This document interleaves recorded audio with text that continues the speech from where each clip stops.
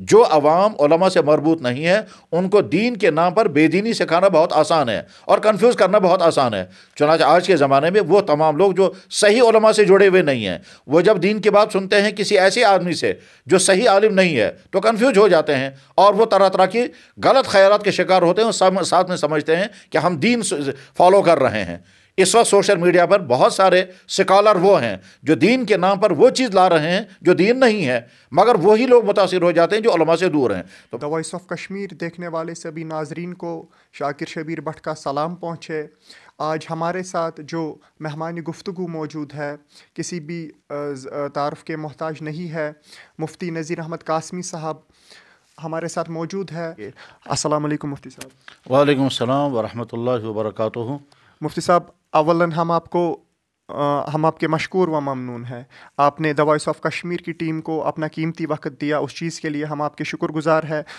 مفتی صاحب، دور حاضر میں علماء کرام اور عام لوگوں کے بیچ ایک خلا پائی جاتی ہے جس میں عام لوگ علماء کرام سے اپنے مسئلہ و مسائل لے جانے کے بجائے یہ سوشل میڈیا کا استعمال کرتے ہیں، سوشل میڈیا پہ ان کے جوابات تلاش کرتے ہیں اور پھر خود ہی ان کو اپنے آپ پہ لاگو بھی کرتے ہیں.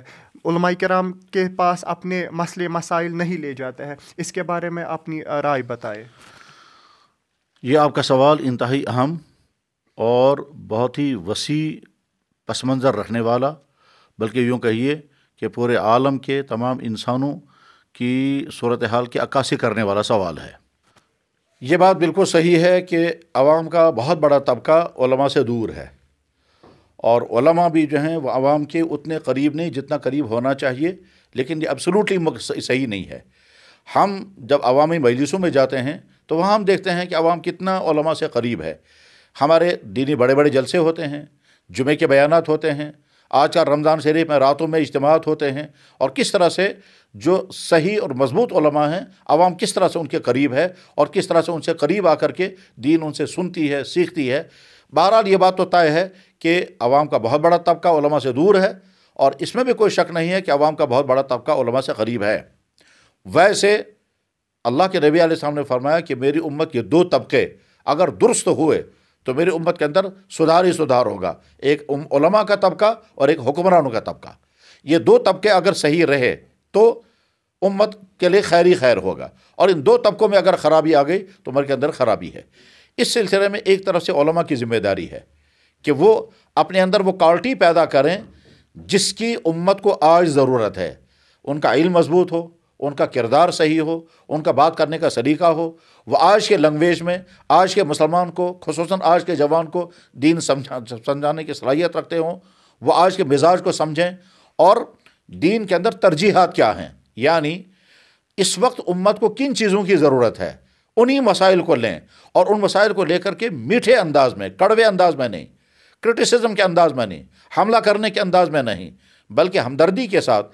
جیسے ایک ڈاکٹر جو ہمدرد ڈاکٹر ہوتا ہے وہ سرجری کرتے ہوئے اپنے پیشنٹ کے ساتھ ہمدردی کا رویہ برتتا ہے مگر ساتھ میں سرجری بھی کرتا ہے. تو ٹھیک اسی طرح سے آج کے علماء کو اپنے اندر بہت ساری کوالٹیز پیدا کرنی ہوں گی، اور وہ نئی نہیں ہیں، یہ وہی کوالٹیز ہیں جو ہمارے اسلاف کے اندر پائی جاتی تھی. وہ صحابہ کرام سے لے کر کے بعد آج کے زمانے تک جن اونچے درجے کے علماء، صلحاء، فقہاء اور اولیاء اور محدثین کے ذریعے سے یہ دین ہم تک پہنچا ہے، اسی پیٹرن پر، اسی مزاج کے ساتھ، اسی حکمت کے ساتھ، اسی تدبر کے ساتھ، اسی خیرخواہی کے ساتھ جب آج کے علماء سوسائٹی میں کام کریں گے اور سوسائٹی کے ہر طبقے تک پہنچنے کی کوشش کریں گے تو نتیجہ ہوگا کہ عوام بھی نزدیک آئے گی. اب ہمارے علماء جو ہیں اگر وہ صرف اپنے مدرسے کے اندر محدود رہیں، ہمارا امام صرف اگر اپنے ممبر تک محدود رہے تو اس کا نتیجہ کیا ہوگا؟ اس کا نتیجہ ہوگا یہ علماء سوسائٹی کے ان جگہوں تک نہیں پہنچے جہاں میجر زیادہ تر عوام پائی جا رہی ہے. مثلا سکولوں اور کالجوں میں، تعلیم گاہوں میں، جوڈیشری میں، جہاں جہاں بھی لوگ ہوتے ہیں وہاں شادیاں ہوتی ہیں، وہاں بعض دفعہ بڑی تعداد میں لوگ ہوتے ہیں، بعض جگہ سینکڑوں کی تعداد میں ہیں. اب اگر وہاں اس تقریب کے ساتھ کسی عالم کا تعلق نہیں ہوگا اور وہ دین کی بات وہاں نہیں پہنچائے گا تو اس کا مطلب یہ غیب ہے. اسی طرح سے جو تعلیمی دور، اس تعلیم میں چونکہ علماء کی تعلیم خالص دینی تعلیم ہے اور باقی آج کی جو اصلی ماڈرن تعلیم ہے وہ اس سے دور ہے. ان دونوں کے درمیان بہت بڑا گیپ ہے. ایک طرف سے ماڈرن تعلیم کے ساتھ جڑے ہوئے لوگوں کو سمجھنا چاہیے کہ ہماری ضرورت دین ہے اور دین ہمیں علماء سے ملے گا, تو ان کو علماء سے مربوط ہونا ہوگا. اور علماء کو چاہیے کہ وہ اپنے اندر وہ مزاج پیدا کریں, وہ صفات پیدا کریں, وہ اوصاف پیدا کریں جس کے نتیجے میں وہ عوام کے ہر طبقے کو اپنے سے قریب جوڑیں اور وہ خود عوام کے ساتھ, تو یہ غیب ختم ہو جائے گا. باقی یہ بہت زیادہ ضروری ہے. اگر علماء اور عوام کا غیب ختم نہیں ہوا تو یہ سمجھیے ایک وہ سازش ہے جو سازش بہت طویل عرصے سے دنیا میں چل رہی ہے. کسی طرح سے مسلمان عوام علماء سے کٹ جانی چاہیے, اس کے بعد پھر مسلمان عوام کو گمراہ کرنا بہت آسان ہے. کیوں؟ اس لیے کہ عوام جب علماء کے ساتھ اور صحیح علماء کے ساتھ جڑی رہے گی تو ان کے عقیدے بھی صحیح رہیں گے, ان کے دینی زندگی بھی صحیح رہے گی اور رہنمائی رہتے رہیں گے. لیکن جب وہ علماء سے کٹ جائیں گے اور کٹنے کے نتیجے میں بعد میں ان کو گمراہ کرنا بہت آسان ہے. بلکہ مجھے یاد آتا ہے کہ میں نے ایک دفعہ ایک میگزین میں پڑھا, کسی یہودی اسکالر نے کہا کہ ہمارے 2 ٹارگیٹ ہیں. ایک ہے مسلمانوں کی عورت ننگی ہو جائے ترقی کے نام پر, اور دوسرے مسلمان عوام اپنے علماء سے کٹ جائیں, اور اس کے بعد پھر عوام کو ہم کسی راستے پر لے جائیں گے, ان کو روکنے والا کوئی نہیں ہوگا, ان کو سمجھانے والا کوئی نہیں ہوگا. جو عوام علماء سے مربوط نہیں ہے ان کو دین کے نام پر بے دینی سکھانا بہت آسان ہے اور کنفیوز کرنا بہت آسان ہے.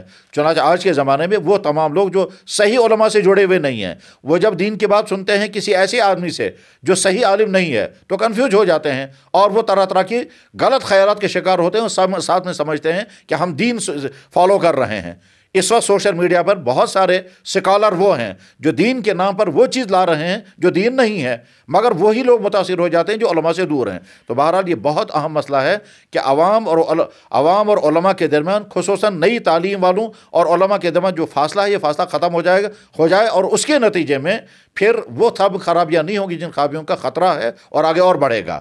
اس سلسلے میں عوام کی بھی ذمہ داری ہے اور عوام کے ہر طبقے کی ذمہ داری ہے. وہ یہ کہ اگر ایک آدمی بیمار ہوتا ہے تو وہ یہ کبھی نہیں کہے گا میں ڈاکٹر کے پاس جاؤں گا, میں جو ہے وہ سوشل میڈیا کے ذریعے سے کسی ڈاکٹر سے اپنا علاج کرواؤں گا. اگر کسی انسان کا کوئی جوڈیشری کا کیس ہوگا وہ کبھی نہیں یہ سوچے گا کہ میں وکیل کو کانٹیکٹ نہیں کروں گا, بلکہ میں قانون کی کتاب لاؤں گا یا سوشل میڈیا کے ذریعے سے کسی وکیل سے گائیڈنس لوں گا. نہیں, وہاں تو پراپرلی انسان پہنچتا ہے. تو جیسے انسان اپنا علاج کرنے کے لیے ڈاکٹر کے پاس جائے گا اور پہلے ڈھونڈے گا قابل اعتماد ڈاکٹر اور اسپیشلسٹ کون ہے, اسی کے پاس جائے گا. بس ٹھیک اسی طرح سے عوام کے ہر طبقے کو سمجھنا چاہیے کہ ہم اپنے پروفیشن میں اگرچہ ہم ایکسپرٹ ہیں, مگر دین کے معاملے میں ہمیں بہرحال صحیح دین ملے گا اسی شخص سے جس نے اپنی زندگی کا مشن دین بنایا ہوگا. اب اگر ایک آدمی کا مشن کچھ اور رہا ہے, تعلیم اس کی کسی اور سبجیکٹ کی رہی ہے, اور آج وہ دین بنا کر کے دین کا عالم بن کر اسکالر بن کر سامنے آتا ہے اور بعض دفعہ وہ ریفرنس بھی دے رہا ہے, تو اس کی وجہ سے سننے والے سمجھتے ہیں دین بیان ہو رہا ہے, حالانکہ اس میں بے دینی. دین پچھلے 1400 سال کی بہترین دماغوں کی محنت کا خلاصہ ہے.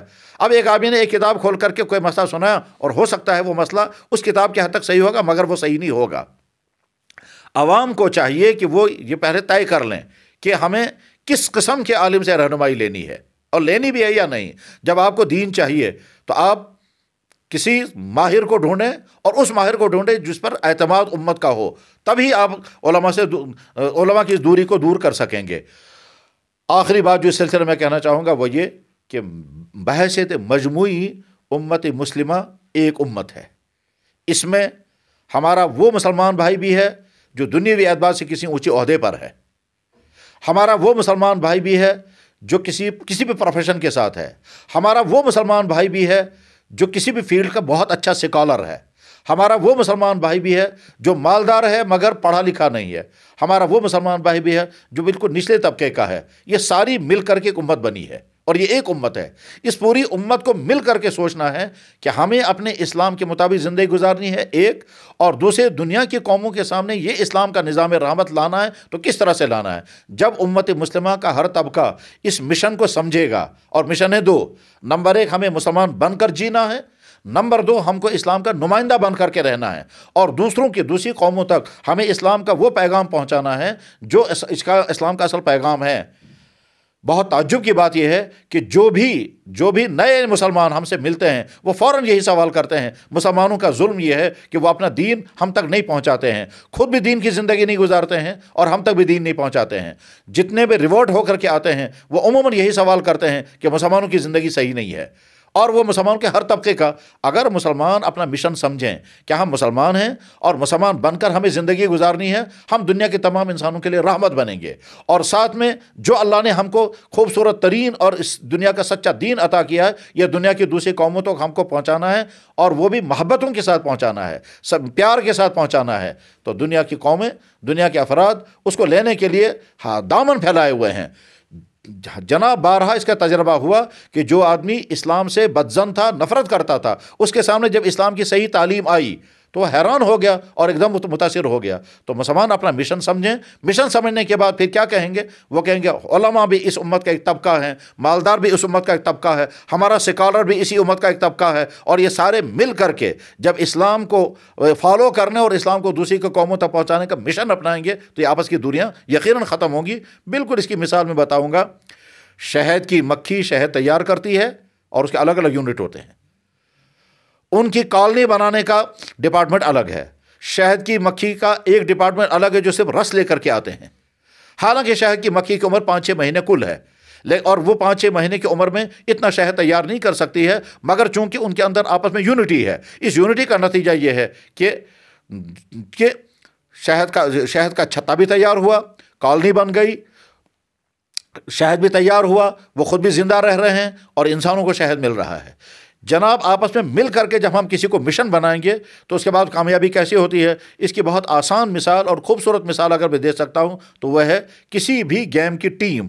جب ٹیم کھیلنے والی ٹیم ہوتی ہے اس میں ہر فرد یہ سمجھتا ہے کہ ہماری ٹیم کا ہر آدمی میرا آدمی ہے, اور ہم سب ایک مل کر کے, اگر ایک آدمی گول کرتا ہے, یہ ایک آدمی وکٹ لیتا ہے تو ساری ٹیم کہتی ہے ہماری ہے. وہ سب اپنے آپ کو ایک سمجھتے ہیں. ایسے مسلمان اپنے آپ کو ایک سمجھیں, یہ فرقوں کی دوریاں ختم ہو جائیں, یہ مسلکی انتشار ختم ہو جائے, اور ایک امت مسلمہ بن کر کے پھر جب کام کریں گے تو سکالروں کے ذریعے سے علماء کو تعاون ملے گا, علمی تعاون, علماء کے ذریعے سے سکالروں کو صحیح دین ملے گا جس میں افراط و تفریط نہیں ہوگی. تو یہ فاصلے ختم ہوں گے, اور فاصلے ختم کرنا امت مسلمہ کی بہت بڑی ذمہ داری ہے. اس میں علماء کا کردار بھی ہے, سکالروں کا کردار بھی ہے, عوام کے ہر طبقے کا کردار ہے, تب یہ فاصلے ختم ہوں گے. اور جو لوگ بھی علماء سے دور ہو جائیں گے اور اس کے بعد پھر یا تو دین سے ہی کٹ جائیں گے, اور یا پھر ہو سکتا ہے دین سیکھیں گے مگر ایسے انسان سے سیکھیں گے جن کا دین کا فہم صحیح نہیں ہوگا, اور اس کے نتیجے میں وہ دین کے نام پر بے دینی کا شکار ہوں گے.